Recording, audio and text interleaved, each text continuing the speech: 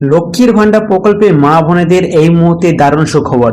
অবশেষে আজ থেকে টাকা দেওয়া শুরু করলো এবং অক্টোবর মাসে লক্ষ্মীর ভান্ডার প্রকল্পের টাকা কোন জেলায় দেওয়া হলো আজকে আপনাদের সামনে সবটাই আলোচনা করব।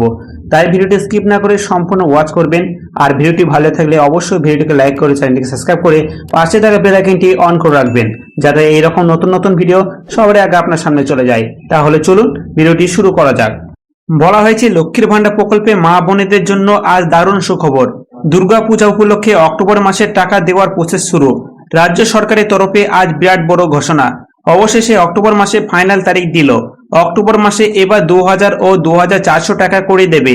আগামীকাল থেকে মা বোনেদের অ্যাকাউন্টে টাকা ঢুকবে এবং 8টি জেলায় পুজোর আগে টাকা দেবে।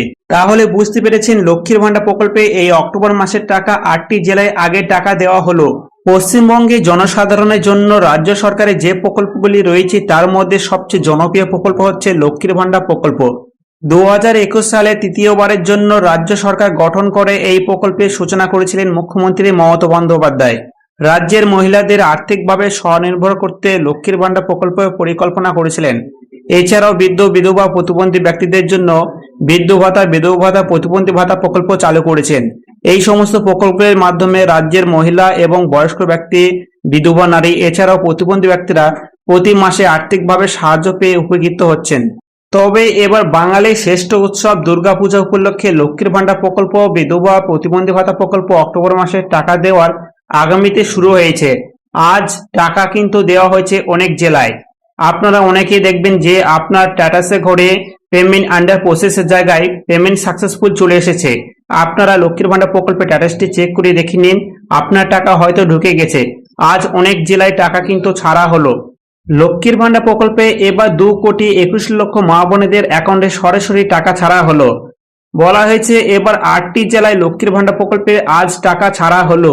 যে সমস্ত জেলাগুলিতে লক্ষ্মীর ভান্ডার প্রকল্পের টাকা ছাড়া হলো সেই সমস্ত জেলাগুলি হচ্ছে দার্জিলিং, জলপাইগুড়ি, উত্তর দক্ষিণ দিনাজপুর, কলকাতা, বীরভূম, কুচবিহার, পুরুলিয়া, হাওড়া। এই সমস্ত জেলাগুলিতে আজ টাকা ছাড়া হলো। আপনারা লক্ষ্মীর ভান্ডার প্রকল্পের স্ট্যাটাসটি চেক করে দেখে নিন, আপনার লক্ষ্মীর ভান্ডার প্রকল্পে অক্টোবর মাসের টাকা ঢুকলো কিনা। ইতিমধ্যে কিন্তু টাকা ছাড়া হয়েছে, অনেকে টাকা পেয়ে গেছেন। আপনারা লক্ষ্মীর ভান্ডার প্রকল্পের টাকা পেয়েছেন কিনা কমেন্ট করে জানাবেন।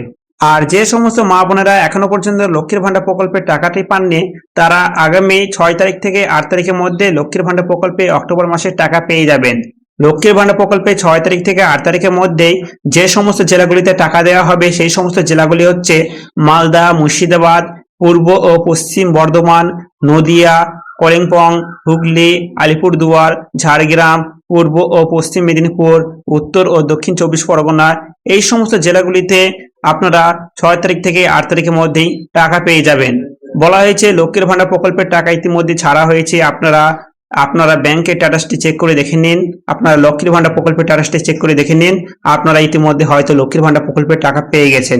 যদি না পেয়ে থাকেন তাহলে ভয় পাওয়ার কোনো দরকার নেই, আপনারা 6 তারিখ থেকে 8 তারিখের মধ্যেই টাকা পেয়ে যাবেন। তাহলে বুঝতে পেরেছেন, লক্ষ্মীর ভান্ডার প্রকল্পে ইতিমধ্যে টাকা ছাড়া হয়েছে। আপনারা অনেকে টাকা পেয়েছেন এবং যারা টাকা পাননি আপনারা খুব শীঘ্রই টাকা পেয়ে যাবেন।